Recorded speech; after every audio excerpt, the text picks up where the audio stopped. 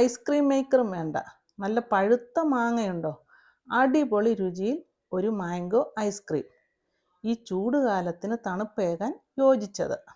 ഇനി ഇത് തയ്യാറാക്കാനായിട്ട് 4 മാമ്പഴമാണ് ഞാൻ എടുത്തിരിക്കുന്നത്. നല്ല മധുരമുള്ളതും നാരുകളില്ലാത്ത മാങ്ങയാണിത്.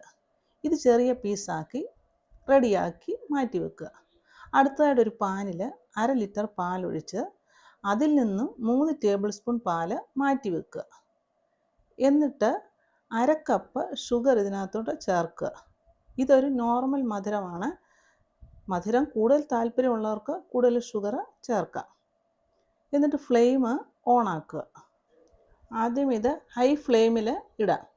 ഇനി ഇത് തിളയ്ക്കുന്ന സമയം കൊണ്ട് 1/4 കപ്പ് കോൺഫ്ലവർ നമ്മൾ എടുത്ത് മാറ്റി വെച്ചിരുന്ന പാലിൽ നന്നായിട്ട് മിക്സ് ആക്കിയിട്ട് അതും മാറ്റി വെക്കുക. അതിനുശേഷം പാല് നന്നായി തിളച്ച് വരുമ്പോൾ ഫ്ലെയിം ലോയിലാക്കണം. എന്നിട്ട് നമ്മൾ കലക്കി വെച്ചിരിക്കുന്ന കോൺഫ്ലവർ കുറേശ്ശെയായിട്ട് ഇതിനകത്തേക്ക് ഒഴിച്ചു കൊടുക്കണം. ഒഴിക്കുന്നതിന് മുമ്പ് ഒന്നുകൂടി ഒന്ന് ഇളക്കണം. കോൺഫ്ലവർ ഒഴിച്ചു കഴിഞ്ഞാൽ തുടരെ ഇളക്കിക്കൊണ്ടിരിക്കണം. നിങ്ങളുടെ കയ്യിൽ കോൺഫ്ലവർ ഇല്ലെങ്കിൽ മൈദ ഇങ്ങനെ ചെയ്താലും മതി. കുറച്ച് കഴിയുമ്പോൾ ഇത് കുറുകി വരും.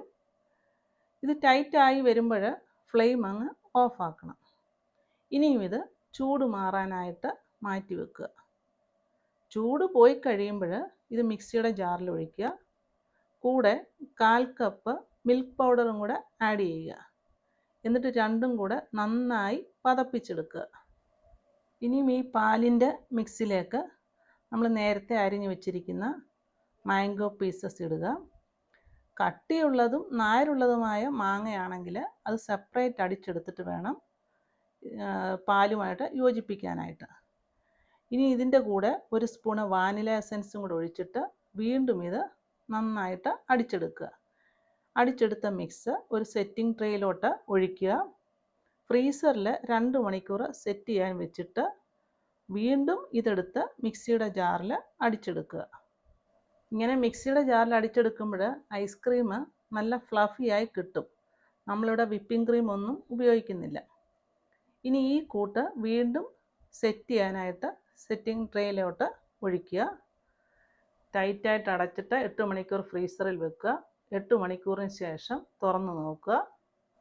നല്ല സോഫ്റ്റും ടേസ്റ്റിയുമായ ഐസ്ക്രീം റെഡിയായി. ഇനി ഇത് സെർവിങ് ബൗളിലോട്ട് മാറ്റുക.